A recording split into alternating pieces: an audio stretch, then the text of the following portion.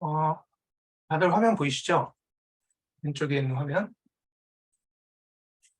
네, 잘 보인다고 답변 주셨습니다. 안녕하세요. 반갑습니다. 저는 최길남이라고 하고요.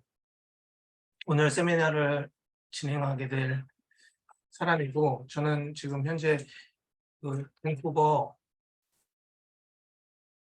더블 네거티브 디넥에서 이펙트 슈퍼바이저로 일을 하고 있습니다.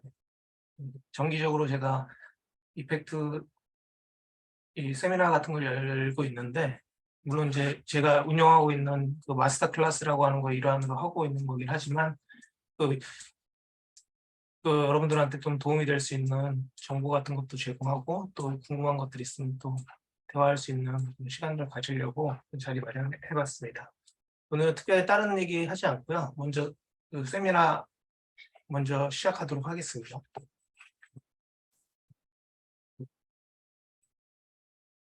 잠시만요. 지금도 계속 보시는 분들이 계셔서 확인 잠깐 하고 하겠습니다.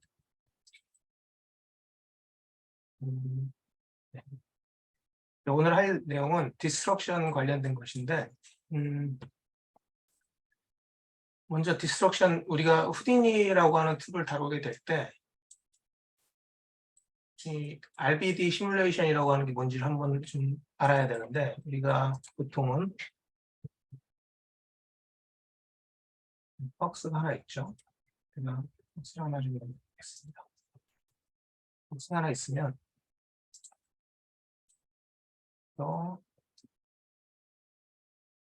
먼저 볼게요. 예전에 이거 RBD 시뮬레이션이라고 했는데 요즘 블랙 시뮬레이션이라고 많이 하거든요.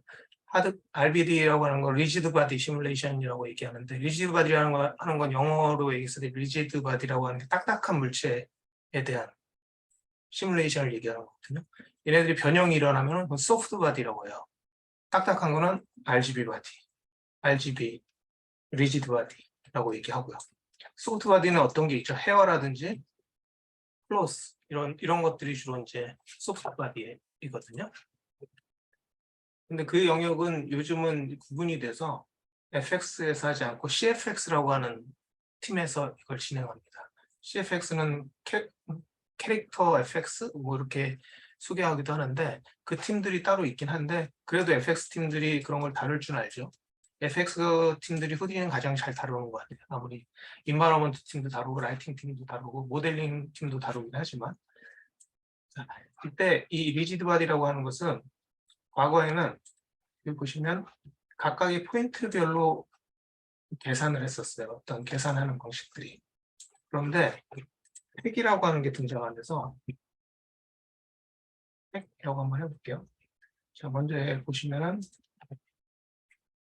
포인트가 지금 56개 이런 식으로 나오죠. 팩을 하는 순간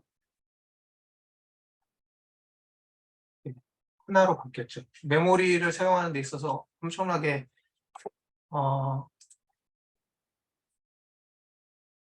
메모리를 사용하는 데 있어서 엄청나게 효율적인 제작 방식이죠. 원래 게임 쪽에서 먼저 개발이 된 걸로 알고 있는데, 왜냐면 리얼타임으로 빠르게 이것을 반응해야 하기 때문에 이렇게 만들어진 것이죠. 그런데 아무래도 이것들을 하게 되면은 또 정교하게 또 뭔가를 만들 수는 있을 것 같아요. 근데 요즘은 블랙 시뮬레이션으로 모든 것이 다 바뀌어 있습니다. 이거는 하나의 포인트로 얘를 인식하는 건데, 이렇게 포인트에 대해서 하겠습니다. 포인트가 가운데 보이시죠, 지금? 네. 하나지만 얘는 포인트가 이렇게 여러 개가 있잖아요. 여기다 이렇게 보면 포인트가 여러 개죠. 근데 팩은 가운데 하나 있습니다. 그러니까 이 포인트에 점 하나 있는 거에, 이 점 하나 있는 거에 포인트 안에 로테이션 값이라든지 이 지오메트리를 움직일 수 있는 어떤 정보값들이 이 안에 들어있고, 그것이 이 지오메트리를 드라이브하는 형태로 이루어진 것입니다. 뭐 개념적으로는 되게 간단한데, 어쨌든 우리는 팩이라고 하는 데이터를 이용해서 사용할 것이고 시뮬레이션 할 것이고, 이 팩을 다루는 것이 되게 중요한 그 제작 과정 중에 하나이죠. 이걸 일단 한번 보겠습니다. 그리고 오늘은 제가 어떤 걸 할 거냐면은 2번 시뮬레이션 하는 방법에 대해서 설명해 드릴 거예요. 보통은 RBD 시뮬레이션 한 번 하고 시뮬레이션 하죠. 근데 컨스트레인을 최대한 사용하지 않고 2번의 시뮬레이션으로 헤비한 시뮬레이션을 다루는 헤비한 시뮬레이션을 할 수 있는 방법에 대해서 좀 설명해 드리려고 합니다. 먼저 결과를 먼저 보도록 하겠습니다. 캐릭터 한 마리 제가 만들었고요. 이렇게 걸어갑니다. 쓱쓱 걸어가죠. 그리고 이 벽을 이렇게 뚫고 지나가는 겁니다. 이렇게 켜보도록 할게요. 켜보도록 하고 지금 얘를 어떤 식으로 푸셨는데 자, 흰 덩어리를 일단 1차적으로 이런 식으로 얘가 움직이게 해놨습니다. 한번 플레이 한번 해볼게요. 1차적으로 얘가 부서지게 해놨습니다. 재밌죠? 근데 이 큰 틀에서 이 크게 부서지는 이 부분은 좋은데 이거 또 한 번 더 시뮬레이션해서 잘게 부서지는 걸 하나 만들려고 하는 건데요. 한 번 더 시뮬레이션을 하는 건데 얘를 이쪽으로 한번 움직일게요. 근데 이런 식으로 하게 됩니다. 그래서 또 자세하게 또 한 번 더 위치로 부서진 거죠. 이런 식으로 지금 세팅하려고 하는데 이 작업은 제가 예전에 또 까먹었는데 그 영화 이름이 뭐죠? 수어사이드 스쿼드에서 스타시 괴물 이름이 뭐지? 스타피쉬 불가사리 큰 괴물이 집들을 막 부시면서 도시를 부시면서 가는 장면들이 있는데 워낙 데이터들이 헤비하다 보니까 이것들을 컨트롤하는 데 있어서 어려움이 있었거든요. 근데 한 번에 그 집 안에 있는 모든 집 내부에 있는 구조들을 다 하나씩 다 프랙셔링을 해야 되고 또 그것들을 작업을 해야 되는 상황들이 있었는데 집을 부술 때 생각해보세요. 벽이 있고 창문이 있고 나무가 있고 뭐 이렇게 있잖아요. 내부에 어떤 물체들도 많이 있고. 그런데 이런 것들을 한 번에 다 프랙셔링을 한 다음에 한 번에 시뮬레이션 하는 것도 좋지만 그렇게 해도 되지만 먼저 1차적으로 큰 틀 안에서 부서지는 모습들을 컨펌을 받는다기보다 1차적으로 그렇게 진행을 하고 그 다음에 또 세컨더리를 부서지는 걸 만들면 데이터가 상당히 가벼워질 수 있다는 거죠. 이렇게 부서지는 건데 여기 원래는 이렇게 부서지는 거지만 실제로 얘가 시뮬레이션에서 나오는 장면은 1차적으로는 이 안에서 보면 확실하게 알 수 있어요. 약간 디테일하게 나왔지만 되게 단순하게 보이죠, 얘네들이. 되게 단순한 형태의 모양이란 말이에요. 그렇게 나옵니다.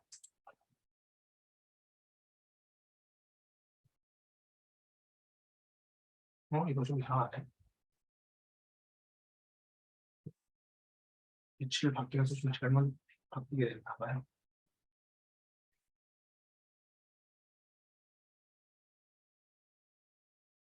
하나씩 설명해 드리겠습니다. 2번에 걸쳐서 시뮬레이션 하는 방법이고요.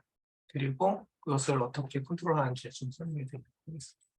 자, 먼저 이걸 먼저 부셔야 되죠. 부시는 방법은 여러 가지가 있는데 얘를 볼륨으로 만들어 놓고 스태크 포인트를 이렇게 만듭니다. 20개 정도를 쪼개볼 생각입니다. 그리고 여기다가 브로노이드 프랙처를 이렇게 연결합니다.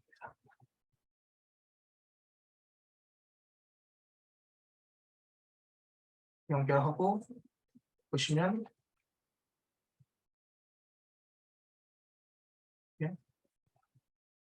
그죠? 이렇게 만들어지게 됩니다. 여러 모양으로 쪼개졌죠? 얘도 그런 식으로 만드는데 얘는 조금 다르게 좀 했어요. 만들어 놓고 다시 백하는 방식으로 해서 약간 이 엣지 부분을 살짝 삐뚤삐뚤하게 만드는 이렇게 하는 방법이 여러 가지가 있는데 뭐 메터리얼 프랙션을 사용한다든지 뭐 그런 식으로도 할 수 있어요. 이건 어떻게 하는 거냐면 제가 좀 주로 사용하는 방법이기도 하지만 꼭 이렇게 하진 않아도 됩니다. 넣고 일단 노멀 값을 저장을 해놓고 그래야지 나중에 렌더링 할 때 부서진 부분이 깨끗하게 나오게 되거든요. 그리고 얘 포인트가 없어서 얘를 갖다 좀 찌그러뜨려서 그냥 이거는 파블런스 노이즈 같은 거를 추가해서 이런 식으로 디포밍 형태로 만들어줘.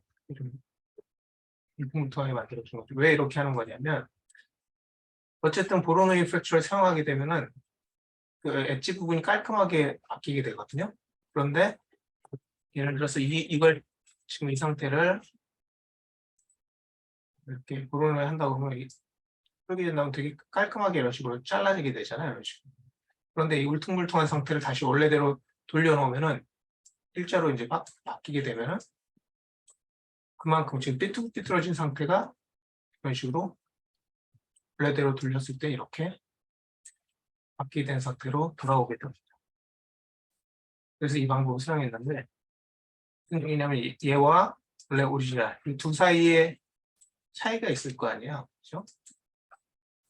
두 사이에 차이가 있는데 바로 포지션 각각의 포인트의 포지션 값을 두 사이의 거리 값을 따로 저장을 해놓는 겁니다. 두 사이의 거리 값을 저장해서 그걸 다시 원래대로 돌려놓으면 되는 것이거든요. 그래서 이걸 저장할 때는 여기다가 놓고 디폼드라고 이름을 붙여놓고 원래 오리지널 포지션에서 이 첫 번째 인풋이거든요. 제로 인풋 첫 번째, 두 번째, 세 번째 이런 식으로 인식하는 건데 첫 번째 인풋에 있는 포지션 값에서 오리지널 값, 오리지널이 뭐 이상하긴 하지만 첫 번째 제로 인풋에 있는 이 값에서 원래 있던 두 번째 인풋 이 값을 빼면은 그 차이 값만큼 얘를 저장을 해놓는 거예요.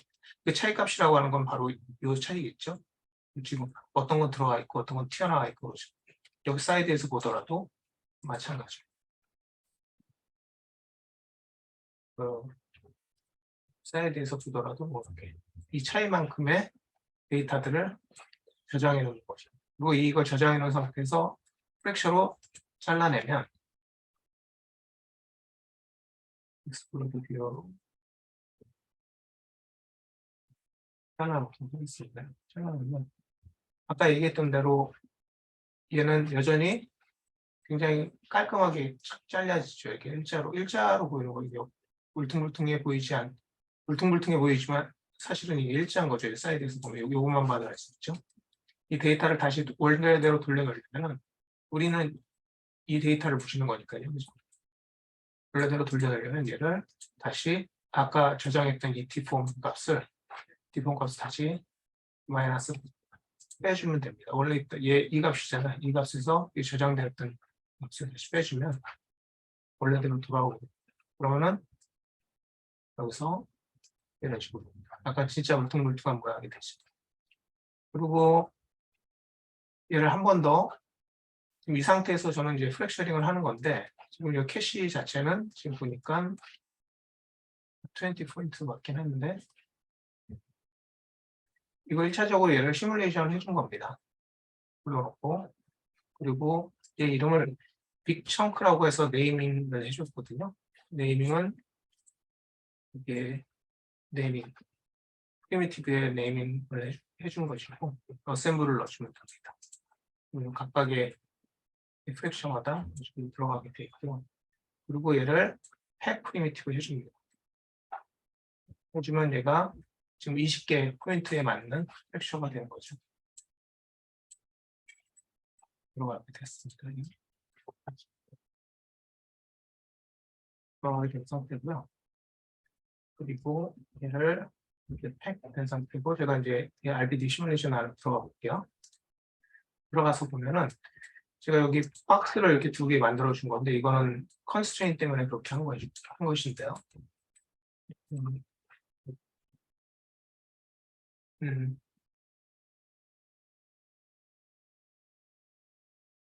잠시만요. 지금 파일 하나를 다시 열어보겠습니다.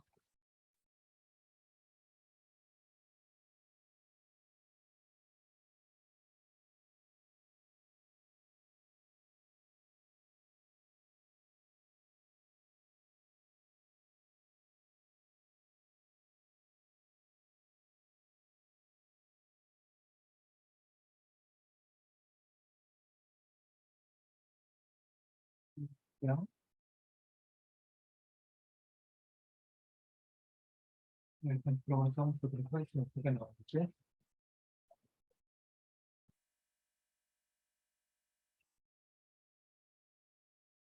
이게 맞는 것 같아요. 네, 이런 식으로 부서지게끔 해놨습니다. 근데 이때 여기서 이제 컨스트레인도 있고 한데요. 네, 1차적으로 얘 팩을 갖다 이렇게 만들어 놨고요. 그리고 얘는 지금 가만히 있으면은 다른 거 제가 이걸 다 뭐 꺼볼게요. 기본 세팅은 이렇습니다. 여기 이 브릭을 넣어놓고 액티브 한 상태를 해놓고요. 그리고 RBD 솔버 놓고 그래비티로 중력이 떨어지고 그라운드 이제 플레인 이렇게 해놨습니다.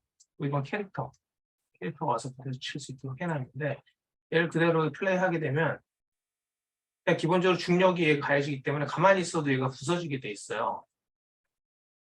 그런 경험들이 있으시겠죠? 이렇게 되면 안 되잖아요. 부딪혔을 때 좀 하게 해놔야 되잖아요. 그래서 제가 여기 박스 해놓고 이 박스는 절대 안 움직이는 거고 나중에 보이지도 않겠지만 이 컨스트레인을 이쪽에 서로 연결하게끔 해놨습니다. 어떻게 하는지 보여드릴게요. 박스를 두 개를 만들어 놓고 팩 리미트에도 그 네임 어트리뷰트를 만들어 놓고 지금 만들어진 이 지오메트리와 두 개를 합쳐서 연결했습니다. 보이시죠? 연결해가지고 나오게. 얘와 얘는 절대 안 움직이는 거니까 항상 고정될 것이고 이 고정된 액티브가 되지 않은 이 지오메트리가 얘네들을 전체적으로 홀드하게 됩니다. 그래서 이쪽으로 이걸 글루 컨스트레인으로 좀 만들어줬고요. 만들어줬고 이렇게 들어가서 확인해 보십니다. 그리고 얘를 글루 컨스트레인이라고 이걸 가져줬습니다. 이 컨스트레인 만들 때 항상 이 네임 어트리뷰트하고 컨스트레인 네임하고 컨스트레인 타입을 항상 같이 적어줘야 됩니다. 이거 하나 만들었고 여기 다 홀드한 거예요. 이제 각각의 포인트마다 하나씩 이렇게 연결된 컨스트레인을 만들어준 것이고 이 컨스트레인을 제가 박스도 불러왔고 컨스트레인 글루 컨스트레인이거든요. 한번 해볼게요. 얘만 일단 연결해보자. 와 이렇게 하면 여기 빨간색으로 연결된 거 보이시죠? 이렇게 됐습니다. 자, 플레이 한번 해보겠습니다. 왜냐하면 홀드가 되고 이제 더 이상 무너지지 않죠. 그런데 얘가 부딪히는 순간 이렇게 훅 밀어냅니다. 자, 보통 이제 초보자분들이 많이 어려워하는 부분이 뭐냐면 이런 부분인데 얘가 이런 식으로 툭 밀어내잖아요. 그냥 쓱 밀어내는 것도 있죠. 근데 실제로 디스트럭션의 이제 노트들을 받아보면은 전체적으로 이렇게 푸시가 이런 식으로 일자로 되는 게 아니고 항상 이런 식으로 이렇게 약간 곡선을 이루어 밴딩이 된다고 하거든요. 밴딩 되게끔 해줘야 돼요. 얘네들이 이렇게 밴딩 되면서 이렇게 펴지게 해줘야 되고요. 그런 것들이 이제 다른 컨스트레인을 이용해서 좀 해줘야 되고요. 그 컨스트레인들이 생각보다 컨트롤하기가 어렵지가 않은데 요즘은 되게 쉽게 나왔어요. 블랙 솔버 같은 거 이용해서 블랙 솔버 소프트 컨스트레인이라든지 이런 것들로 한 방에 해주는 방법인데 밤넷 안에서 하지 않고 이런 걸로 많이 하죠. 블랙 RBD 블랙 솔버 이런 식으로 여기다 만들어 놓고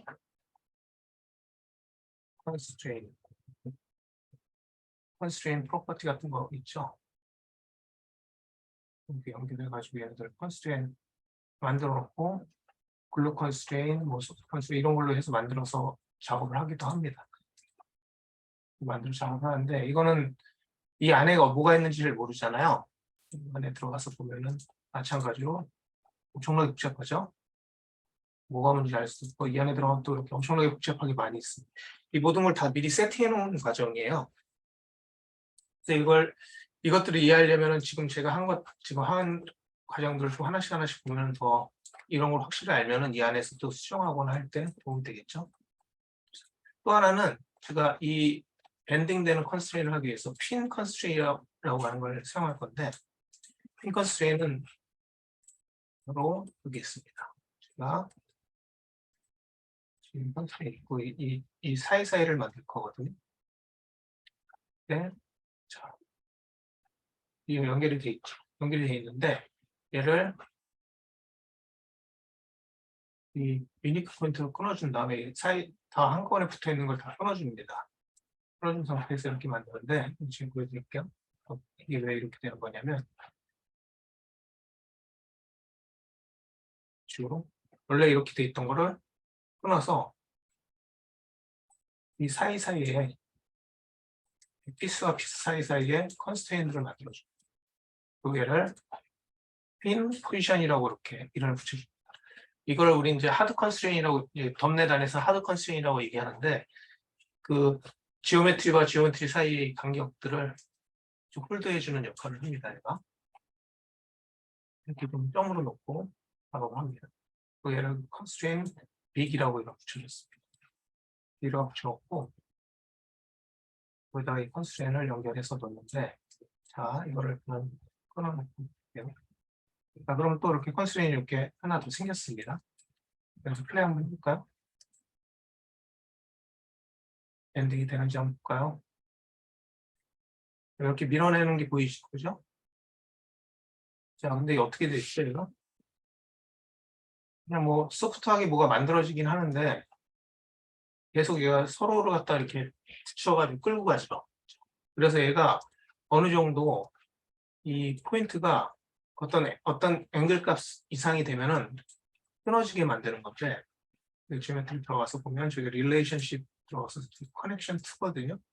2의 컨스트레인의 지오메트리를 보시면 여기 프리미티브를 보면 이제 플레이하면 나오거든요. 플레이하면 얘가 앵글 값이 나오거든요. 앵글 값. 이 앵글 값하고 뭐 포스, 터크 뭐 이런 것들인데 이런 것들을 이용해서 얘를 갖다 끊어줄 수 있어요. 이때 수업 솔버를 하나 만들어서 안에 들어가 볼게요. 그리고 마지막에 덤넷 임포트 덤넷 보면은 얘가 이제 컨스트레인들이 이렇게 있는 걸 볼 수 있습니다. 얘가 지금 점처럼 보이지만 점이 아니고 프리미티브예요. 이게 길쭉하게 해서 턴으로 만들어진 건데 그걸 하나로 뭉치다 보니까 점처럼 보이는 건데 여기에는 두 개의 포인트들이 각각 있어요. 포인트 넘버를 보시면 알겠지만 포인트 넘버가 지금 뭐 겹쳐서 이상하게 보이잖아요. 프리미티브가 같이 겹쳐져 있다는 뜻이거든요. 이렇게 된 것을 이 프리미티브 앵글로드 프리미티브 앵글을 이렇게 해서 아까 앵글 값이 있었죠. 앵글 값이 0.1 이상 되면은 지워라 이 프리미티브를 그런 식으로 명령을 준 겁니다. 이 속설버 안에서는 잘 보이지 않지만 이제 어떤 앵글 값 이상이 되면 지워지게 해놨습니다. 플레이 해볼까요? 그래서 얘가 홀드된 상태에서 밀어내겠죠. 밀어내다가 어떤 앵글이 값이 이상이 되면 이제 자연스럽게 부서집니다. 그럼 아까 얘기했던 밴딩 효과가 좀 일어나겠죠. 그죠? 이런 식으로. 그죠? 만들어진 겁니다. 그래서 만들었습니다. 간단하죠? 이 두 가지만 저는 개인적으로 이 두 가지만 있으면 거의 대부분의 시뮬레이션이 가능하다고 보거든요. RBD 시뮬레이션 디스트럭션에 관련된 건 대부분이 가능하고 한 가지 뭐 좀 어려운 테크닉이긴 하지만 그러니까 이해가 좀 필요한 테크닉인데 밴딩되는 물체들이 있어요. 전봇대 같은 거 스테인리스 전봇대라고 해야 되나? 그런 것들은 이렇게 전봇대가 있으면 얘가 바다가 부서지지 않고 이렇게 해서 구부러진 상태가 되기도 하잖아요. 이렇게 부서지게. 그래서 딱 그 고정된 상태로 멈추게 되는 그런 것들이 있거든요. 그런 것들을 이제 핀 컨스트레인을 이용해서 하긴 하는데 얘를 갖다 계속해서 끊임없이 얘를 갖다가 밴딩하게끔 하는 그 테크닉을 사용해야 돼요. 그거는 조금 복잡한 개념이긴 하지만 어쨌든 뭐 그것도 가능한 것이죠. 근데 이거는 좀 다르게 접근해야 되는 거고 그 외에 다른 이 디스럽션 여론들이 간단하게 뭐 부시거나 할 때 약간 밴딩되면서 그런 느낌들을 주려고 할 때는 핀 컨스트레인과 글루 컨스트레인으로 대부분의 문제들을 해결할 수가 있습니다. 이해되시죠? 뭐 어렵지 않죠, 이거는? 자, 그리고 일단 이렇게 만들어 놨습니다. 그리고 또 하나 뭘 할 거냐면 얘가 이제 이 캐시를 이렇게 하는데 캐시할 때 우리는 얘만 필요하죠, 우리.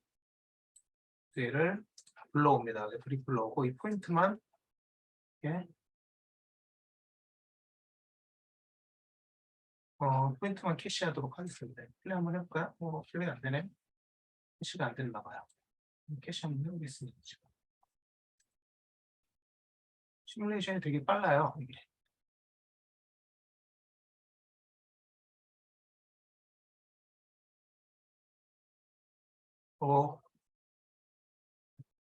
이거, 이거 컴퓨터가 꺼지려고 할 때 이런 현상이 일어나는데. 네. 아닙니다. 다행히. 자, 캐시 이제 포인트가 이렇게 생겼죠? 이 포인트로 움직이려고 하는 이유는 데이터가 가볍기 때문에, 포인트가 가볍잖아요. 무겁지가 않다고요. 파일 자체도. 하지만 이 포인트 안에는 데이터들이 다 들어있습니다. 오리엔테이션 값하고 피벗 포인트, 뭐 네임 어트리뷰트 이런 것들이 다 들어있고요. 그리고 이 값들을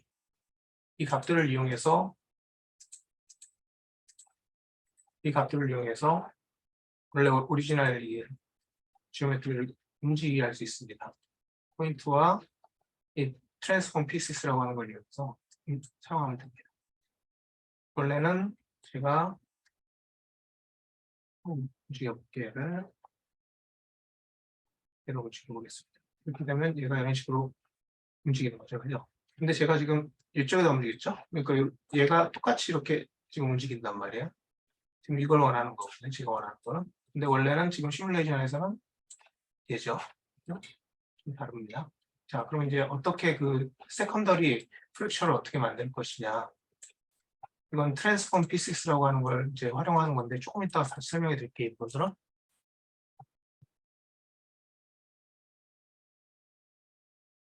음,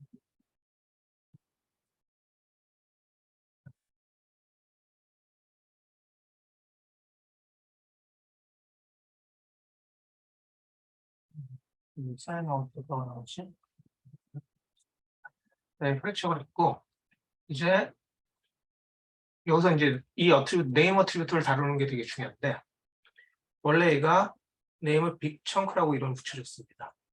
이 네임 어트리뷰트가 되게 중요한 것 중에 하나는 컨스트레인이라든지 시뮬레이션 할 때 되게 중요하거든요. 근데 얘를 빅 청크라고 이름을 붙여주고 이 빅 청크라고 하는 거를 네임 어트리뷰트, 빅 청크라는 네임 어트리뷰트인데 이거를 올드 네임이라고 이름 바꿔줬어요. 다른 곳에 저장하는 것인데 원래 지금 있던 네임을 올드 네임이라는 것을 하나 더 만들었습니다. 제가 그렇게 하는 이유가 이제 여기 나오는데 얘는 지금 뭐 계속 움직이는 건 아니지만 그래도 홀드해 놨습니다. 홀드해 놓은 상태에서 혹시 몰라서 이때 for loop를 발동할 건데 어떻게 할 거냐면 for loop에서 좀 들어볼게요.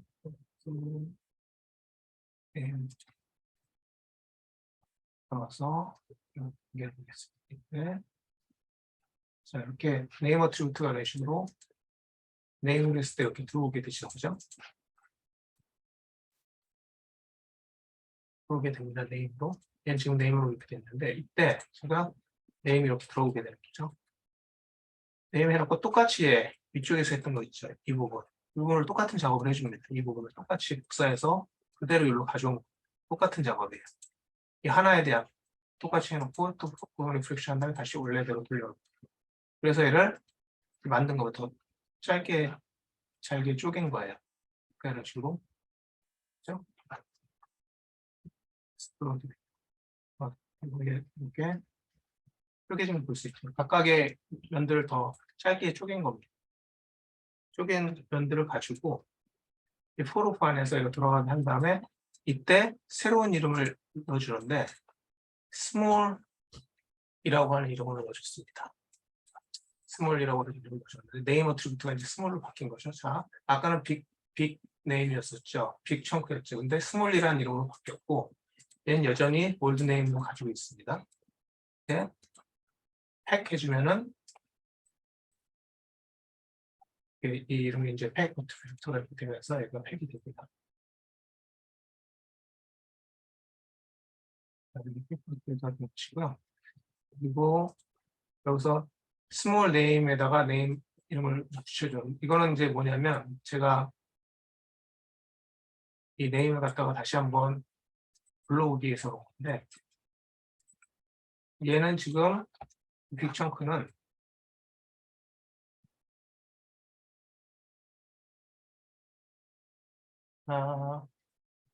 이 평크는 여기서 이렇게 잘라져 있죠, 그죠? 잘라져 있는 것인데 여기 네임 어트리뷰트가 별로 많이 없어요, 그죠? 이 평크는 그렇게 많지 않죠. 이 데이터를 그대로 얘한테 트랜스퍼해서 네임 어트리뷰트가 지금 포인트로 들어가 있거든요. 여기다 그대로 넣어서 그렇다면 얘는 지금 현재 얘는 10개, 20개의 포인트가 그대로 얘한테 전달이 된 거예요. 20개의 포인트만큼 어트리뷰트들이 전달이 된 거예요. 각각의 포션만큼. 그래서 이 각각의 포션만큼 여기 볼게요. 얘가 가지고 있는 포인트 있죠. 이만큼의 포션만큼 얘가 가지고 있는 어트리뷰트 트랜스퍼니까 아마도 이만큼이겠죠. 이만큼은 얘가 빅청크 1, 또 이렇게 해서 놓고 또 하나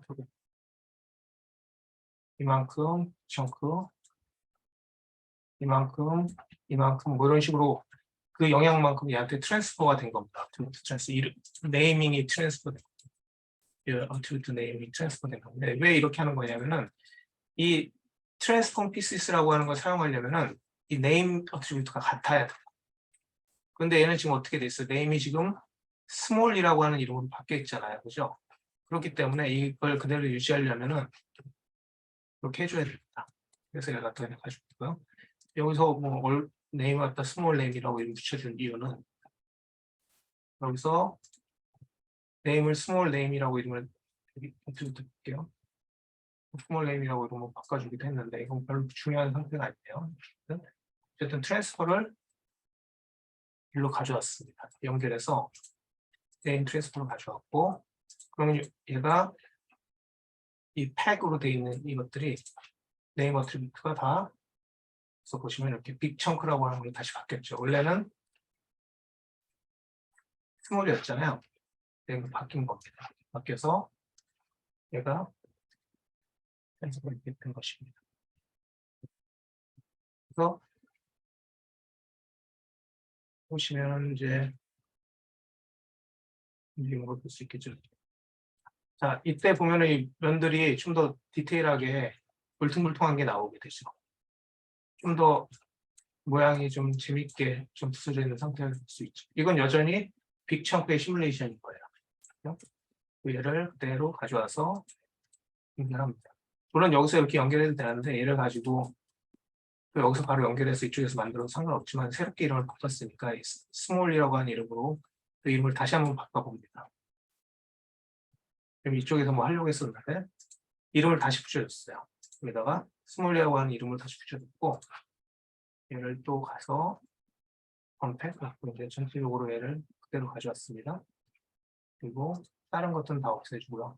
어트리뷰트 이름 이렇게 복잡하게 안 나와도 되는데 어쨌든 얘도 이렇게 놓고 얘는 비슷하게 또 만들었습니다. 어트리뷰트 만들어 놓고 똑같이 한 거예요. constraint 이건 사용해도 되고 안 사용해도 되고 근데 저는 이건 사용하지 않아요. 근데 똑같이 이런 식으로 여러분이 또 사용할 수 있다는 겁니다. 그리고 이것도 constraint을 각각의 모양별로 이렇게 만들었습니다. 이렇게 컨스트레인트 사용할 수 있지만 이 두 경지가 사용하지 않습니다. 사용하지 않고 하려고 하기 위해서 한 거예요. 여기 어트리뷰트 됐고요. 그리고 다른 거 어트리뷰트 쓸데없는 어트리뷰트 네임 왠지 모르지만 여기 네임이 이렇게 어트리뷰트가 옛날 게 그대로 남아 있어서 그렸고 이제 프로모트 했습니다. 지금 프로모트는 여기 원래 프리미티브에 있던 이 스몰 우리가 스몰 작은 피스를 이제 궁지적으로 시뮬레이션 해야 되기 때문에 얘를 프리미티브에 있는 걸 포인트로 옮겼습니다. 포인트로 옮겨서 가져오게 된 겁니다. 이 네임 어트리뷰트가 포인트에 가 있는 게 중요합니다. 팩에 있을 때는 팩 프리미티브에서는 네임 어트리뷰트가 포인트에 있어야 된다. 여기 기억하시면 됩니다. 그리고 얘를 디포밍 1, 액티브 0 뭐 이런 식으로 했는데 여기서 이제 제가 하나 보여드릴 거는 이 캐릭터가 있잖아요. 캐릭터를 이렇게 움직일 때 움직이죠. 얘를 캐릭터가 이 근처로 갔을 때 이걸 좀 보여드릴게요. 이거 지금 움직이지 않거든요. 얘는 이거 움직이긴 해주면 근데 얘를 포인트 이렇게 만들어갖고 이렇게 막 움직이잖아요. 근데 이 솔브 안으로 들어가면은 솔브 안으로 들어가면 움직이지 않습니다. 왜냐하면 첫 번째 인풋만 가지고 오기 때문에. 그래서 얘를 캐릭터시 나올 때는 식으로 퍼지게 해놨습니다. 어떻게 하는 거냐면 이거 보시면 알겠죠. 얘가 지나가면 이렇게 클라가 이렇게 연결되겠고요. 얘만 액티브가 되라고 명령을 준 건데요. 이때 디포밍 제로, 액티브 1. 디포밍 제로라고 하는 거는 뭐 따라 움직이지 않는다는 거죠. 반대로 이쪽에 있는 걸 볼게요. 그래서 보시면 디포밍 1은 이 디포밍이라고 하는 어트리뷰트가 답넷 안에 있으면 1이라고 돼 있으면 시뮬레이션이 적용되지 않아요. 근데 액티브라고 하는 순간, 액티브가 1인 순간 적용이 되는 거거든요. 그래서 얘를 갖다가 포인트를 잠깐 놓고 비주얼라이즈 하겠습니다. 얘를 갖다가 비주얼라이즈 하고 이 안에서 어트리뷰트 트랜스퍼를 이 컬러, 액티브, 디포밍 세 가지를 이렇게 같이 해놨습니다. 그리고 얘를 이렇게 만들어 놓고 쭉 이렇게 컬러가 변하게 합니다. 컬러가 변했을 때 1일 때 얘는 액티브가 되고 디포밍은 1, 그런 식으로 바뀌죠. 순서가. 그래서 컬러가 빨간색일 때 액티브가 되는 겁니다. 그리고 디포밍이 제로가 되고 이런 식으로 바뀌게 됩니다. 움직이는 것뿐만 아니라 이렇게 바뀌는 걸로 알 수 있죠. 이렇게 되고요. 얘는 지금 가만히 있잖아. 움직이지 않잖아요. 근데 얘를 어트리뷰트 카피. 어트리뷰트 카피는 정확하게 같은 네이밍 어트리뷰트가 있으면 이게 전달이 됩니다.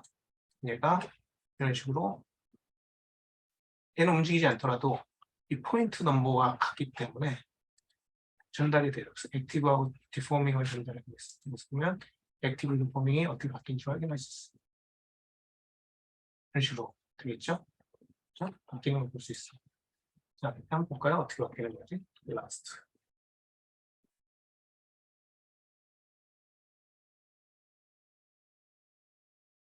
그리고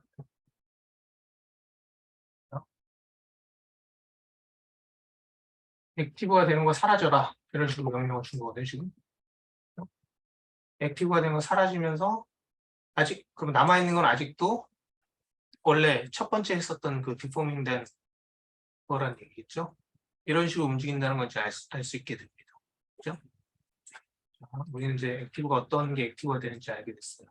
그리고 이걸 그대로 다시 가지고 옵니다. 그리고 여기서 팩, 이거를 디포밍 스테틱 오브젝트로 넣고 얘를 켜줘야 됩니다. 그래야지 이 바깥에 있는 외부에 있는 이 액티브 디포밍이 계속 변화가 일어나는 매 프레임마다 변화가 일어나는 것을 인지할 수가 있습니다. 이걸 키지 않으면 그냥 똑같이 그대로 멈춰 있는 상태로 다시 시뮬레이션 작업이 되는 거예요. 그리고 다른 거 다 안 하고 여기 있는 컨스트레인을 다 사용하지 않았습니다. 사용하는 방법은 좀 다른 것들이기 때문에 그래도 여전히 느낌들을 잡아낼 수 있겠죠. 그냥 한번 해볼까요? 가서 플레이해서 이뤄내고 여전히 시뮬레이션 가지만 아까 액티브된 부분은 부서지겠죠. 더 하면서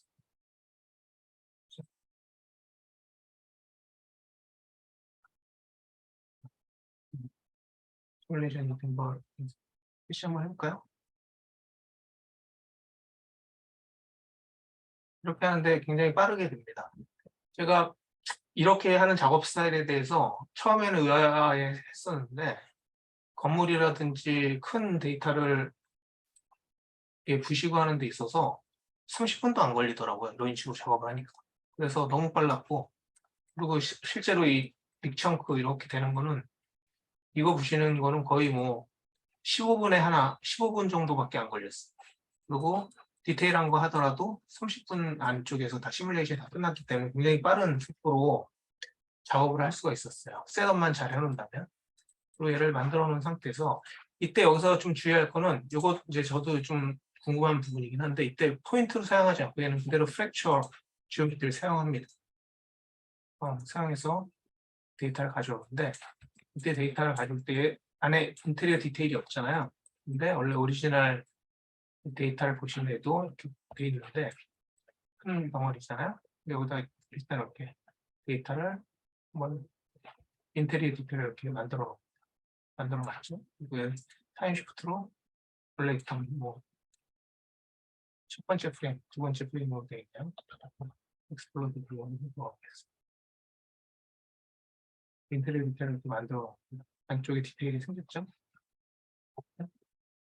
그리고 얘를 그대로 다시 한번 원래 있던 이 데이터와 얘를 스위치해주면 디테일, 인테리어 디테일 이렇게 생겼죠? 원래는 이렇게 생긴 건데 이렇게 디테일이 있는 이렇게. 그래서 플레이하게 되면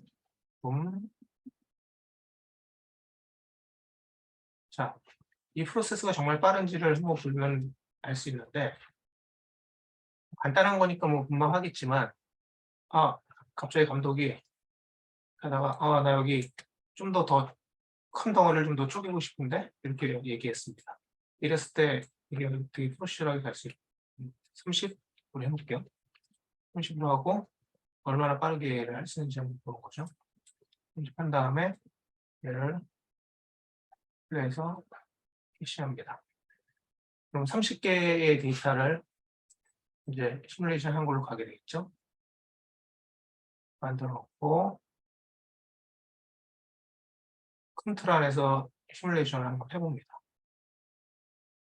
됐고요. 그 다음에 다시 한번 얘를 가게 되면 이제 이 크게 쪼개진 그 부분들이 연결돼서 또 다른 그 면들을 쪼개는 건 아니겠죠? 여기 보면 이제 좀 더 많이 이니셜한 게 많이 부서져 있는 걸 알 수 있지, 그죠? 좀 더 많이 부서져 있어요, 이게. 그리고 다시 한번 밑에 가서 얘를 한번 해봅니다. 얘는 좀 더 걸리겠죠, 아무래도. 근데 여전히 로우 레즈이기 때문에 빠르게 진행될 수 있습니다.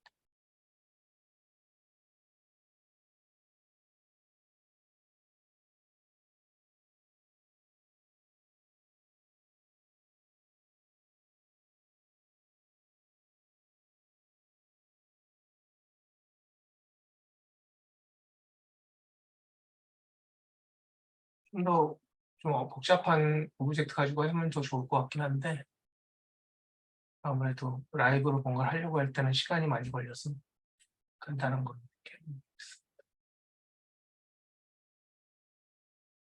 이렇게 만들어졌죠. 그리고 얘를 또 스위치하면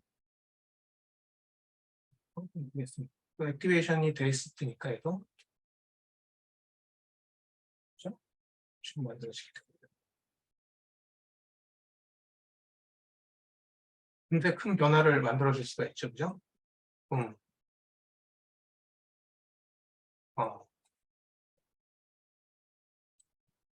아마도 좀 효과적으로 좀 활용할 수 있지 않을까 생각합니다.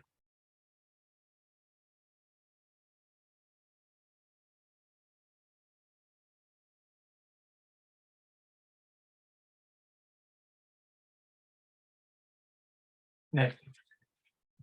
여기까지가 제가 여러분들한테 소개하려고 했던 세미나였고요. 도움이 되셨는지 모르겠네요.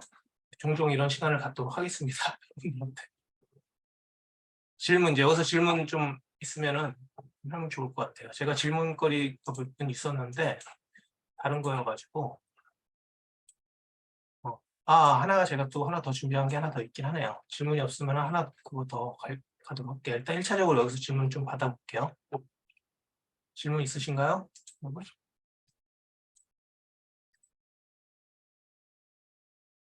아무거나 수업 관련된 거 아니어도 괜찮습니다.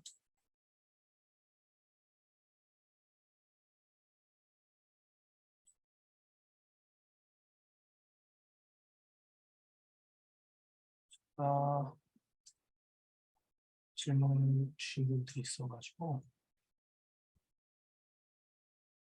멈춰져 있는 오브젝트만 하다가 최근에 움직이는 오브젝트를 디스트럭션하는 작업을 했는데 조각된 오브젝트를 포인트 디폼 따라 지금 제가 했던 방식이 아마 움직이는 오브젝트에 대한 컨스트레인 작업하는 것들에 대한 아이디어가 좀 됐지 않았을까 싶은데요. 또 하나는 지금 헤어를 엘렘빅 올드 네임을 안 쓰고 다시 트랜스퍼하는 이유가 있나요? 특별히 그런 이유가 있어서 그런 건 아니고 그렇게 하는 게 제가 편해가지고 그렇게 한 겁니다. 이걸 그대로 써도 됩니다. 올드 네임을 그대로 가져가서 이걸 다시 이쪽에 연결해서 또 사용해도 되긴 돼요. 이렇게. 근데 이쪽에서 하는 게 이 설명을 해주려고 한 거죠. 어떤 이 데이터가 그대로 얘로 전달돼서 얘를 트랜스폼 갖고 다시 한번 얘를 뭐 만들었다 이런 식으로 하려고 한 건데 이 안에서 그대로 이 올드 네임을 그대로 활용해서 다이렉트로 연결해서 사용해도 됩니다. 어쨌든 네이밍을 어떻게 다루느냐, 네임 어트리뷰트를 어떻게 다루느냐에 대한 문제이기 때문에 자유롭게 편한 대로 하시면 됩니다.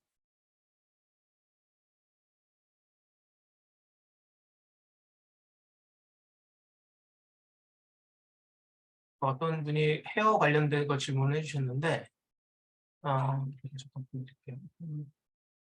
어떤 거 때문에 그런지 모르겠지만 질문 보여드릴게요.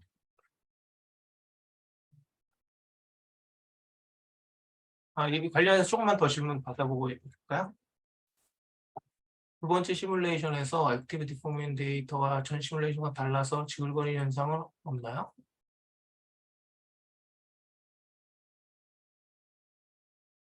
두 번째 시뮬레이션 액티비티 포밍 애니메이션 데이터와 전 시뮬레이션 달라서 지글거리는 현상이라기보다는 이것들을 활용을 잘 해야 되겠죠.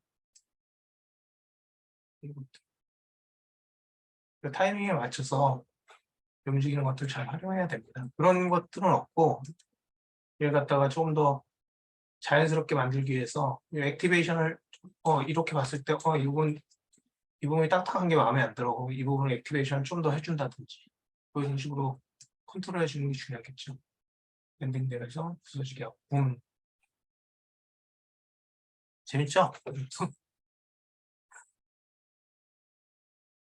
헤어 알겠습니다. 헤어 지금 누가 질문을 해주셨는데 잠깐 제가 헤어 관련돼서는 제가 잘 모르겠지만 파일을 제가 한번 좀 보여드릴게요.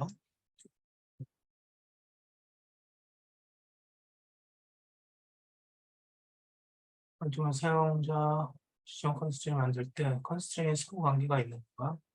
컨스트레인은 선호 관계가 있는 건 아니고 모든 게 다 릴레이션십이어가지고 선호 관계는 없어요. 컨스트레인은 그냥 하면 돼요. 연결하시면 됩니다. 위에 있든 아래에 있든 상관은 없어요. 먼저 계산하거나 그런 거 아닙니다.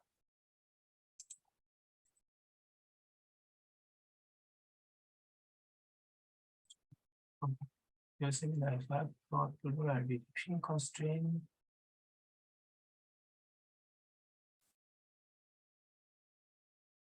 그리고 조금 어려운 개념이긴 한데 제가 요번에 그 최근에 베놈이라고 하는 베놈 3의 티저 영화 작업을 최근에 끝냈거든요. 근데 그때 제가 알게 된 지식을 여러분들한테 좀 공유해 드리려고 최신 지식입니다. 화면 보이시죠 이거?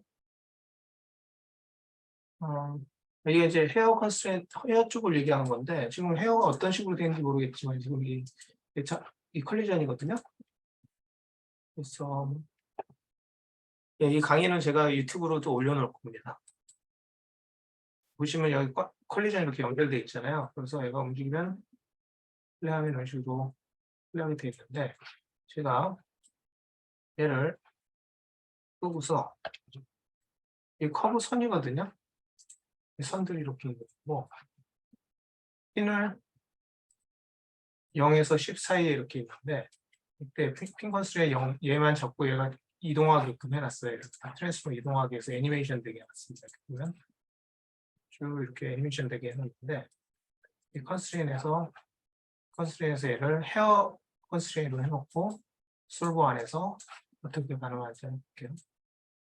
컬리전이 이런 식으로 반응해야 되겠죠. 이때 컬리전이 얘가 너무 빠르거나 또 너무 빠르거나 혹은 뭐 이 데이터가 충분하지 않거나 그러면 그런 현상이 일어나는데 이때 여기서도 뭐 컨스트레인을 컨트롤 해주는 그 요소들이 있겠죠. 봤을 때 뭐 여기 RBD 쪽에 한번 볼까요? 이 부분 프랙션이라고 되어 있는 거죠. 다이나믹 스케일을 좀 태워볼게요. 이런 식으로. 그러면 얘가 이런 식으로 됩니다. 일로 한번 해볼까요? 줄여볼게요. 줄여볼게요. 꽤 차이가 없는 것 같긴 한데.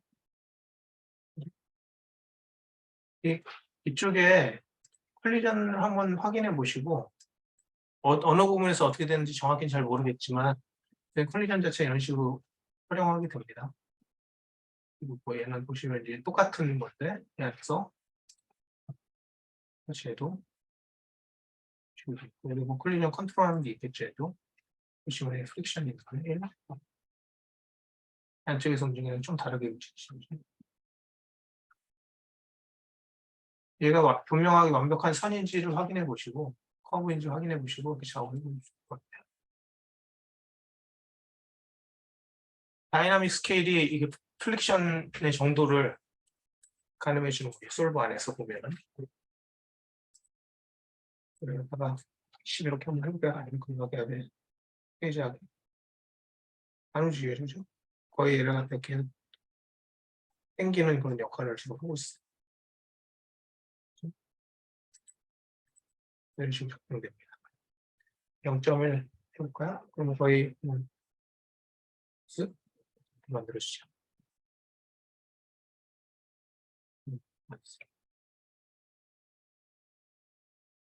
또 다른 질문 없으신가요? 컨스트레인 질문입니다. 혹시 아까 핀 컨스트레인 앵글을 사용해서 끊어주는 방식이었는데 컨트위스트 컨스트레인도 그런 방식으로 네, 컨트위스트 컨스트레인도 그런 방식으로 사용할 수 있어요. 비슷해요. 비슷하게 그런 방식으로 하는데 요즘은 근데 컨트위스트 컨스트레인을 좀 사용을 많이 안 하죠. 많이 안 해서 그냥 그리고 아까 핀 컨스트레인이 제가 포지션으로 사용했거든요. 다시 한번 파일을 또 열어야겠네요.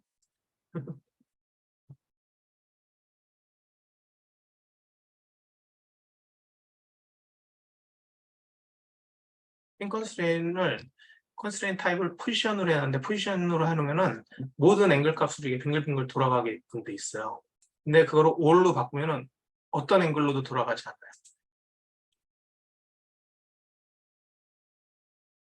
절대 부서지지 않는 간단한 방식이에요. 그래서 유리 같은 거 이렇게 프레임에 붙일 때는 보통 그런 식으로 보통 사용하긴 하죠. all로 해가지고 봤을 때 제가 핀 컨스트레인을 이렇게 설명했잖아요. 이쪽에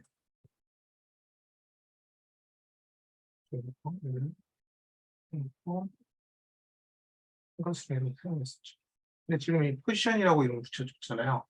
이거는 얘가 지오메트리와 지오메트리 두 사이가 어떤 앵글로도 움직일 수 있다는 거예요. 예를 들어서 여기에 지오메트리가 이렇게 있다고 쳐볼게요. 또 이렇게 있다. 이 사이에서 얘가 이렇게도 돌 수 있고 이런 식으로 돌 수 있고 이런 식으로도 돌 수 있습니다. 얘를 중심으로 빙글빙글 돌 수 있어요. 포지션을 해놓으면. 그럼 포지션을 해놓지 않으면 다른 걸 해놓으면 어떻게 돼요? 뭐 예를 들어서 올 이런 식으로 해놓는다. 그러면 어떤 앵글로도 붙지 않고 그냥 딱 붙어 있어요. 아예 움직이지 않아요. 그냥 어떤 충격에 의해서 부서지게 한다든지 그렇게 할 수 있습니다. 그렇게 했을 때는 그런 걸 필요로 하는 게 또 뭘로 했을 때 필요로 하는 게 있을 수 있잖아요. 예를 들어서 이런 것들을 필요로 할 수 있을 것 같아요. 창틀 같은 게 있고 유리가 이렇게 깨져 있는 유리가 있을 수 있죠, 그죠? 그런데 지금 여기서 이렇게 만약에 땅 이렇게 깨스트렸다고 붙여볼게요. 이런 식으로 프랙처링이 된다는데 여기에 점이 있으면 얘하고 얘 이 두 사이의 간격, 두 사이에 얘를 갖다 얘한테 딱 붙게 하고 싶은 거예요. 전체적으로 이렇게 하나의 덩어리로 딱 붙게 하고 싶을 수 있잖아요. 그죠? 다른 건 부서지더라도 얘는 계속 걔한테 붙어 있게 하고 싶어. 그럼 얘는 완전하게 글루가 되게 해야 되거든요. 이럴 때 포지션 값을 어떤 앵글도 허용하지 않게 그냥 핀으로 완전히 딱 할 때 얘를 올로 바꿔주면 절대 얘는 움직이지 않는 완전히 고정되는 그런 상태가 됩니다. 이런 게 이제 그런 아이디어가 되겠죠.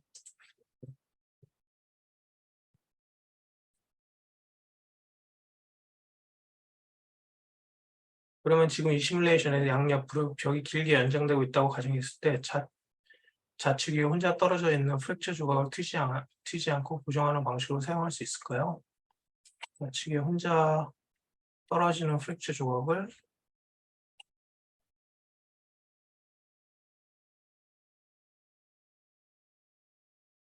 네, 뭐 어떤 형태로든 사용할 수 있죠.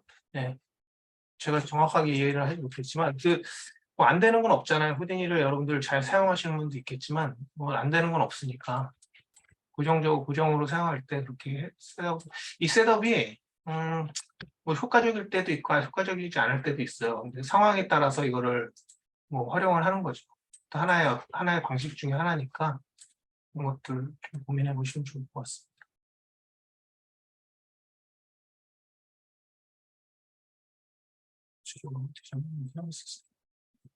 네.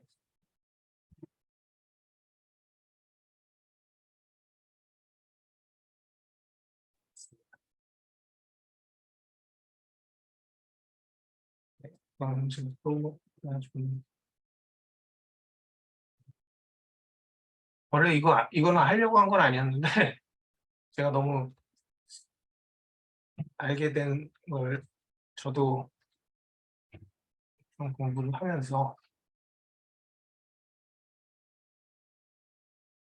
너무 재밌었던 건데 여러분들도 좀 이런 것도 알면 좋지 않을까 생각이 들어서 공유하게 됐습니다. 제가 저희 회사에 있는 분들한테도 같이 얘기했던 건데 나누고 했던 내용인데 왜냐하면 우리가 모션 블러에 대한 걸 항상 고민을 하거든요. 굉장히 빠르죠. 빠르면은 이거를 제가 렌더링을 할 때 렌더링의 문제거든요. 렌더링 할 때 벨로시티 이렇게 모션 블러 해볼게요. 그리고 렌더러로 가보겠습니다. 렌더러 가서 디폴트가 이러거든요. 렌더링 한번 해보겠습니다.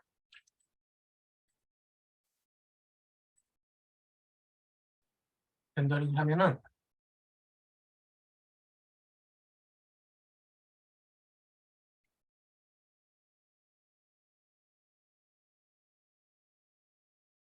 짜잔 아무것도 안 나오네요. 뭐지?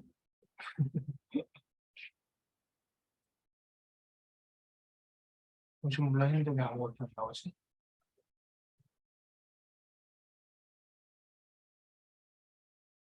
이거 벨로시티 모션 블러 오케이. 벨로시티를 이렇게 넣었지만 트레이를 안 넣었어요. 모션 블러 한번 넣어보겠습니다. 이렇게 계산을 해줘야 돼 벨로시티를. 그래야지 렌더링 할 때 얘가 모션 블러 나오죠, 그죠? 이렇게 나옵니다. 자, 근데 모션 블러가 생기긴 했지만 우리가 기대하는 바는 뭘 기대하는 거냐면 이게 프레임마다 이런 식으로 생겼거든요. 좀 꺼줘야 되겠다. 우리가 계산하고 있어서 한 프레임마다 띵, 띵, 띵, 띵, 띵 이렇게 생겼죠. 너무 빠르다는 거예요. 이 프레임 자체가.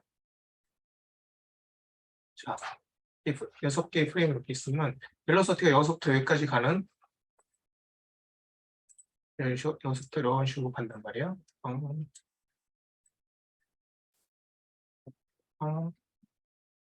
보통 우리가 파티클이라든지 뭐 FX는 특히 렌더링 할 때 이런 식으로 렌더링 하게 되죠. 그때 벨로시티 모션물을 사용하게 되는데 근데 우리가 이 서클에서 기대하는 건 뭐냐면은 서브 프레임인데 여기에 이런 식으로 서클로 된 모션 블러가 있기를 바라죠. 그래서 모션 블러가 서클이 되게끔 원하거든요. 그럼 어떻게 해야 되냐면 서브 프레임이 있어야 돼요. 프레임과 프레임 사이에 뭔가 있어야 돼요. 근데 저희가 이런 것들을 캐시를 하게 되잖아요. 이렇게 로테이션 만들어서 보면 엔진 FF라고 돼 있죠. FF라고 돼 있어도 만약에 여러분이 캐시를 여기서 파일 캐시하면은 파일 캐시해서 이렇게 보면은 이때 여기서 보면 이게 인크리먼트거든요. 매 프레임마다 하나씩 캐시하라는 뜻이에요. 그러면 아까 결과가 FF는 수수점까지도 인식하는 건데 수수점까지도 인식하는 건데 여기서 캐시를 하게 되면 어떻게 되겠어요? 다시 원래대로 끊어지는 캐시가 나온단 말이에요. 이렇게 제가 보여드린 이유는 여러분들은 LNB 캐시라든지 이런 것들 프레임 중간에 인터폴레이션이 없는 중간에 보관이 되어 있지 않는 그 상태를 여러분들이 보게 되는데 이게 무슨 얘기냐면 타임시프트 제가 만약에 이거를 인티저 프레임이라고 놓잖아요. 그리고 이걸 0.1로 한번 나올게요. 0.1로 놓으면은 움직이는 거 볼게요. 안 움직이죠. 안 움직였다가 프레임이 되면 이렇게 딱 움직여요. 근데 얘로 가면은 얘는 지금 FF 소수점까지 있는 거거든요. 보이죠, 그죠? 원래 이렇게 보관이 돼야 되는데 여러분들이 캐시를 가져오게 되는 순간 이렇게 돼요.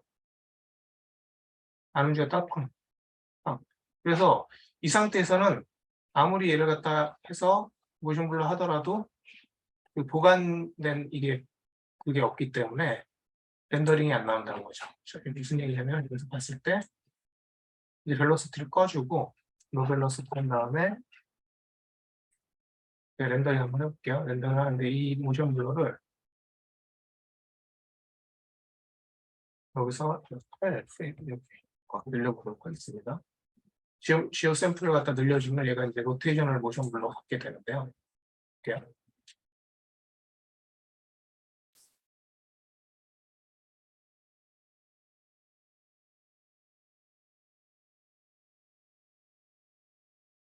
일단 이렇게 로테이셔널 모션 블러 가져야 되죠.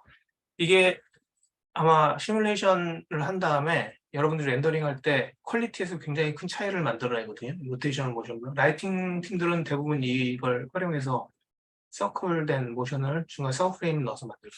근데 만약에 지금 저 FF로 해놨지만 여러분들 캐시를 하게 돼서 얘를 갖다 또 하잖아요. 그러면 또 다시 서브프레임 이거 저장해 놓고 렌더 해볼게요. 렌더 하더라도 모션 블러가 안 쓰게 됩니다.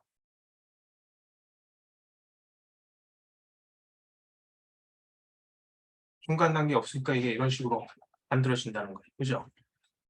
별로 이렇게 의미가 없는 그런 상태가 됩니다. 그래서 이 캐시를 그럼 다시 하려고 했을 때 또 블렌드해서 뭐 하고 하는데 문제는 이제 얘가 플로트 밸류로 중간 보관만 있으면 된다. 근데 문제는 이 포인트 넘버가 그대로 유지가 돼야 된다는 거예요. 포인트가 만약 바뀌거나 그러면 아까와 같은 로테이셔널 모션 블러를 할 수가 없어요. 얘가 포인트가 10개였다가 이쪽에 갔을 때는 뭐 5개다. 그러면 그걸 할 수가 없는 상태가 되는데 제가 오늘 얘기하려고 하는 게 바로 그겁니다. 어떻게 하면 포인트 카운트가 바뀌는데도 이 로테이셔널 모션 블러를 갖게 할 수 있느냐 이 부분이에요. 이게 되게 중요한 좀 헤비한 건데 아직도 좀 연구를 좀 해봐야 되긴 한데요. 그래도 여러분들께 소개해드리겠습니다. 그래서 이렇게 포인트가 있는데 여기서부터 쭉 가는 동안 포인트 숫자가 점점 줄어들어요. 이런 식으로. 줄어들고 이런 식으로 그게 됩니다. 자, 이거 렌더링 한번 해볼게요. 중간 보관 얘는 플로트로 이렇게 중간 보관이 있더라도 렌더링 어떻게 나오는지 한번 볼게요. 네, 한번 해보겠습니다.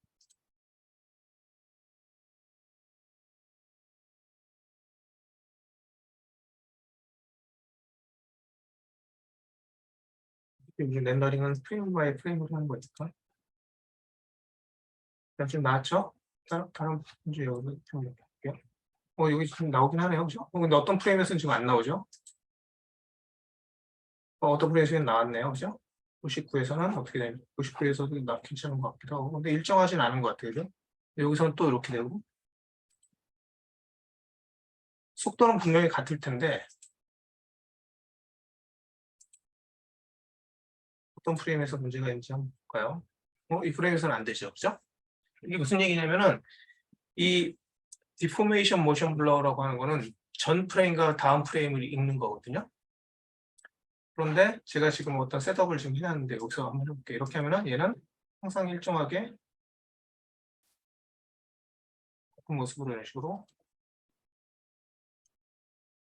값을 갖게 돼요. 계속 포인트 값이 계속 체인지 되거든요. 체인지 되더라도 포인트 넘버가 계속 바뀌거든요. 아까 얘기했었죠. 그래서 이게 계속 포인트 넘버가 바뀌더라도 계속해서 유지가 되는 겁니다. 로테이션을 모션별로 받게 됩니다. 여러분들이 파티클이라든지 이런 것, 뭐 특히 플루이드 솔버 같은 거 생각하면 파티클 수가 계속 바뀌거든요. 바뀌더라도 만약에 얘가 이런 식으로 뭐 플루이드 이런 식으로 어떤 캐릭터 우리 작업했던 걸 해야 되니까, 그래서 어떤 캐릭터가 이렇게 있고, 얘가 이제 물 같은 게 이렇게 스티키한 버터 같은 것들이 많잖아요. 이게 움직일 수도 있고 흘러내릴 수도 있고 바뀔 수도 있거든요. 막 그런 것들이 있는데, 그냥 흘러내리는 워터다. 근데 얘가 팔이 이런 식으로 움직여야 돼요. 얘가 팔 같은 게 이렇게 있어서 사람 눈입니다에는 보고 움직여야 돼요. 얘 커브 모션 이런 식으로 모션이 있는데, 이 부분은 약간 물기가 있는데 안 움직이게 하면 좋겠지만, 안 움직이게 포인트 카운트가 안 바뀌면 좋겠지만, 얘가 움직이면서 포인트 카운트가 예를 들어서 바뀌고 있다. 제일 좋은 건 안 움직이게 하는 거고, 그런데 어쨌든 로테이션을 모션 블러를 줘야 되는 상황이에요. 이게 속도도 되게 빠르고, 이렇게 했을 때 이런 테크닉들을 활용할 수가 있는데요. 이겁니다. 제가 설명을 드리자면, 이제 렌더러의 속성을 알아야 되는데, 이게 프레임 0이라고 칠게요. 프레임 1, 2, 3. 렌더러는 시뮬레이션이 아니기 때문에 프레임 3에서 렌더링을 먼저 시작할 수도 있고 1에서 시작할 수도 있잖아요. 상관없어요. 근데 얘네들을 렌더링할 때 이 로테이셔널 모션 블러는 바로 앞뒤 프레임을 인식을 하거든요. 앞뒤 프레임을. 그런데 우리가 아까 전에 뭘 했었었죠? 프레임을 서브 프레임 같은 걸 만들 수 있다고 그랬어요. 몇 개를 만들든지 만들 수 있어요. 5개면 5개, 6개면 6개 만들 수가 있어요. 그렇죠? 앞뒤 프레임을 인식한다고 한다기보다 앞 뒤에 있는 캐시를 인식하거든요. 캐시 자체가 앞뒤에 있는 걸 인식하는데, 예를 들어서 이제 얘가 포인트가 1000이었어요. 얘는 포인트가 예를 들어서 950개. 얘가 940개. 930이라고 해볼게요. 포인트가 계속 바뀌고 있어요, 지금. 그렇게 되면 만약에 인티저로 렌더링을 한다고 했을 때는, 이게 바뀐다는 거는 여기는 이 프레임 가면은 999, 얘는 뭐 940, 뭐 이런 식으로 매 인티저 프레임으로 매 가더라도 계속 바뀐다는 얘기잖아요. 포인트는 뭐 계속 바뀐다는 뜻이에요, 이거는. 그렇게 되면은 얘는 서브 프레임이 있더라도 렌더링 이 시점에서 렌더링 하더라도 앞뒤 프레임, 바로 얘와 얘를 프레임 캐시, 앞뒤에 있는 캐시를 받아서 얘가 렌더링을 한다고 했을 때 여전히 렌더링을 못하는 거예요. 플로트 밸류로 얘가 서브 프레임이 있을지라도 이런 로테이션 값이 안 나오고, 로테이션 블로가 안 나오고, 아까처럼 어떤 데서 그냥 멈춰 있는 것처럼 보여. 어떤 거는 볼륨 로테이션 모션 블로가 짧고 어떤 거는 뭐 길고 이런 식으로 나오게 되는데, 이걸 어떤 식으로 포인트 디폼을 이용해서 하는 거냐면, 자, 여기서 보시면 얘는 지금 플로트 밸류고, 얘를 매 프레임 이동하는데 타임 시프트로 FF로 이동하게 하는 겁니다. 여기가 없어도 돼요. 이거 이미 여기 있긴 한데, FF로 이동한다는 건 플로트 단위로 얘를 매 프레임 이동할 수 있게 한다는 겁니다. 플로트 단위로. 그리고 이 스피어의 중간 인풋, 얘는 F, 인티저 프레임으로 인식하게 합니다. 인티저 프레임으로 이동하게 합니다. 얘는 인티저 프레임으로 이동합니다. 안 움직였다가 프레임 나면 움직이지만 얘는 매 소지점마다 같이 움직이게 됩니다. 이 두 번째 인풋, 이거 레스트 포지션에 여기를 놓고, 얘는 플로트 데이터를 주게 됩니다. 레스트 포지션, 여태까지 레스트 포지션이 가만히 있는 걸로 생각했잖아요. 얘 움직이는 겁니다. 얘는 소수점 단위로 움직이고요. 이 포인트는 중요한데, 이것도 마찬가지로 인티저 단위로 움직이게 합니다. 그래서 아주 딱 움직이게 합니다.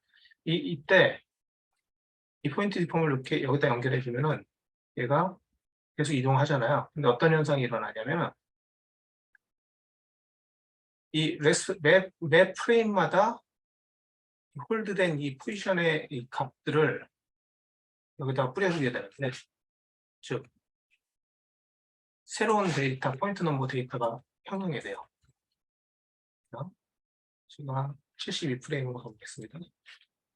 12프레임으로 가서 맞죠? 이때 넘버를 제가 확인해 보겠습니다. 900개죠, 그죠? 근데 다음 프레임 한번 더 볼까요? 있습니다. 여전히 900개네. 그리고 얘는 지금 그렇게 안 나오네. 아, 이쪽에서 봐야 되겠네요. 943인데 43, 예? 뭐야 이거? 응? 계속 안 받고 계속 바뀌어야 되는데.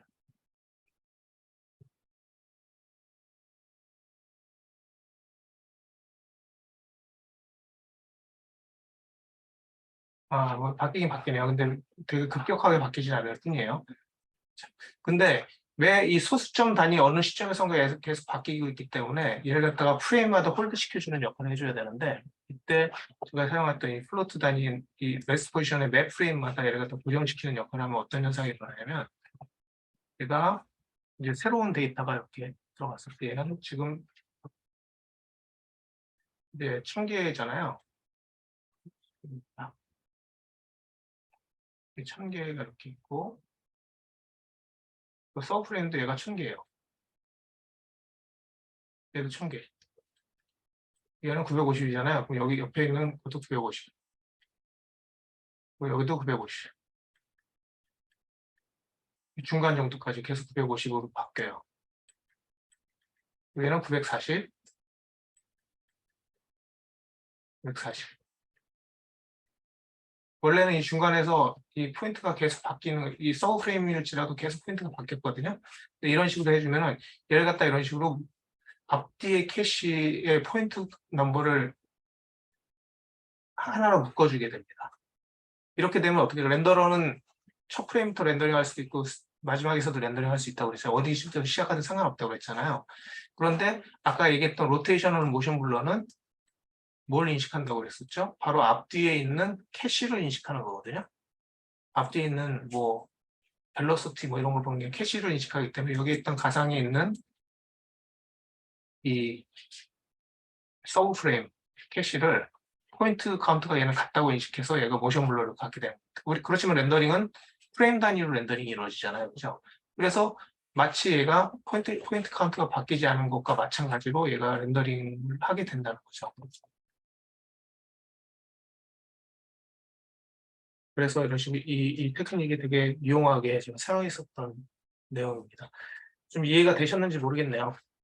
이론적으로 설명이 된 건데, 포인트 카운트를 맞춰주는데 맵 프레임 단위에서 이거를 프레임 단위에서 프레임의 앞뒤 캐시의 포인트 카운트를 서브 프레임의 포인트 카운트를 맞춰주는 방식으로 이 테크닉들을 사용해서 로테이셔널 모션 블러를 여러분들이 만들어줄 수 있다.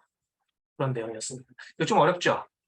그래도 뭐 아마 도움이 될 겁니다. 실제로 여러분들이 사용을 하게 되면 그 실무에서 많이 좀 필요로 하는 그런 작업일 수 있습니다.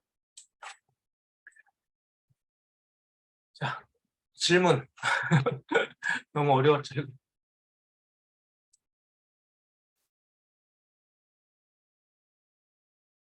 질문 없으신가요?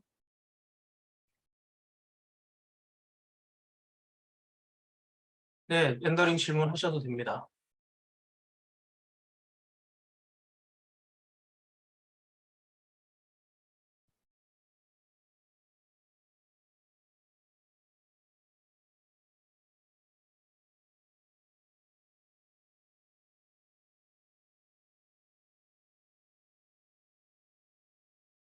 렌더링에 대해서 질문을 하시면 됩니다.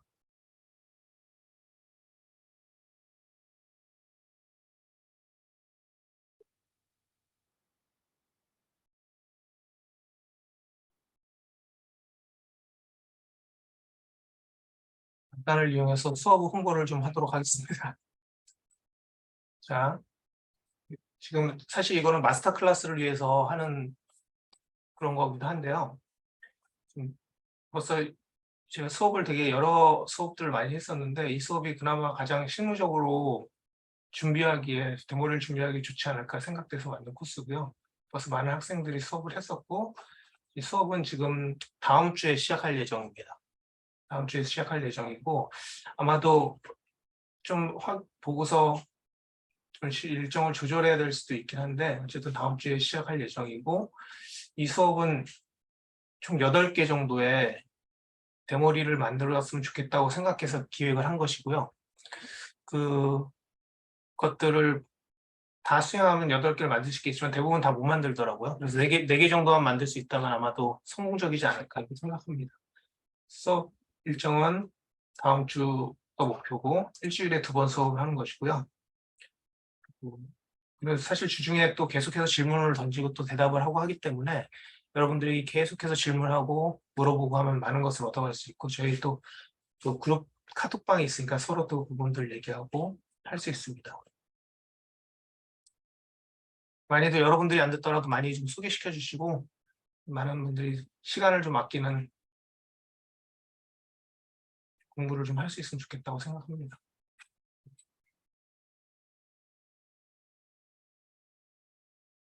수업 홍보는 여기까지. 자, 질문 아까 누가 했었죠? 만트라에서 모션 벡터와 같은 커스텀 AOV를 뽑아주려고 할 때 아까 핀 컨스트레인에서 끊어주는 분 질문이 있는데 앵글 값이 일정 이상일 때 그룹 브로큰 이런 식으로 작성해서 사용했거든요. 설명하신 방식은 어떤 차이가 있나요? 그룹 브로큰 이게 컨스트레인은 이름을 바꿔주면은 컨스트레인 이름이 원래 그거죠. 컨스트레인 이름 자체가 컨스트레인 이름만 바꿔줘도 얘는 그냥 작동을 안 해요. 컨스트레인 네임이 글루였잖아요. 만약에 앵글이 일정 이상일 때 컨스트레인 네임을 글루였던 글루 X 뭐 이런 식으로 넣잖아요. 그럼 작동을 안 해요. 그런 식이랑 똑같아요. 이 브로큰이라고 하는 거는 주로 보통 이런 식으로 작업을 많이 하기도 하는데 똑같아요. 방식이. 개념적으로 컨스트레인을 작동 안 하게 하는 거랑 똑같은 겁니다. 모션 벡터 같은 커스텀 웨어블을 뽑아주려고 할 때 메터리얼스 익스포트 사용하는 것으로 알고 있습니다. 그런데 그 방식으로 진행하면 기존에 있던 베이스 컬러, 디퓨전 컬러 같은 AOV가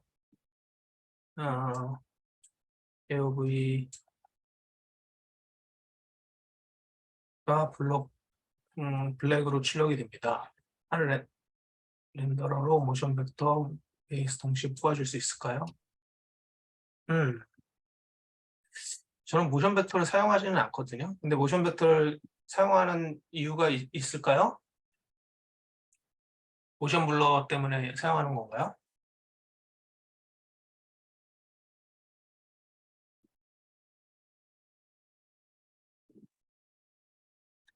아마도 그러겠죠? 모션 블러를 합성해서 주기 위해서 그죠? 네, 거의 렌더러 3D, 2D 모션 블러를 사용하는 방식으로 해서 모션 벡터 뽑아주고 있다. 음. 3D 모션 블러를 뽑아서 사용하는 게 좋을 것 같은데요, 제 생각에는. 2D 모션 블러를 하지 말고 왜냐면 정확하지도 않고 퀄리티도 좋지 않으니까요. 모션 벡터는 그리고 제가 사용해 본 적은 없어요. 거의 예전에 사용했던 것 같은데 어떻게 하는지 까먹은 것 같아요. 모션 벡터가 여기 있나? 아마도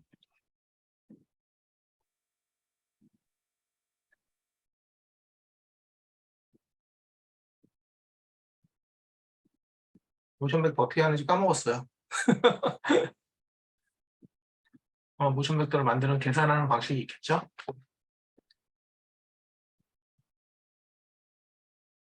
네. 근데 가능하면은 모션 블러가 없으면 3D 모션 블러가 없으면은 약간 좀 그 CG가 너무 가짜 같아요. 너무 웃기게 보이는 경우가 많고, 심지어 그게 모션 그래픽이라든지 뭐 약간 카툰이한 것일지라도 모션 블러가 이렇게 2D로 만들었을 때 좋은 결과가 나오기 되게 쉽지 않아요. 그거 진짜 어쩔 수 없는 경우에 사용하긴 하는데, 아주 빠른 장면에서 사용하긴 하는데, 대부분의 경우는 3D에서 만드는 게 좋죠. 아까 저는 모션 블러를 더 정교하게 하기 위해서 로테이셔널 모션 블러까지 했잖아요. 그러니까 그만큼 제 그 눈이 되게 민감하거든요. 뭔가 이상한데라고 하는, 모션 블러도 있고 저게 맞는 것 같은데, 근데 로테이셔널 모션 블러를 적용하면 더 진짜 같은 거죠. 3D 공간상에서. 그런 부분들을 놓치지 않고 이렇게 보는 게 중요한 퀄리티를 유지하는 데 있어서. 또 질문 없나요?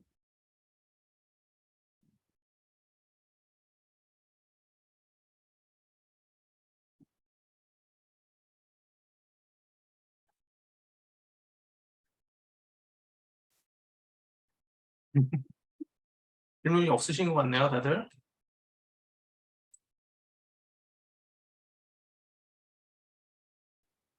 네, 뭐 짧지만 유익한 시간이었었으면 좋겠습니다. 종종 이런 시간을 갖도록 하겠습니다. 뭐 수업 전에 할 수도 있지만 시간 되는 대로 저도 이렇게 만들어서 유튜브에 이것도 그대로 올릴 수 있도록 하겠습니다. 여러분들이 볼 수 있도록.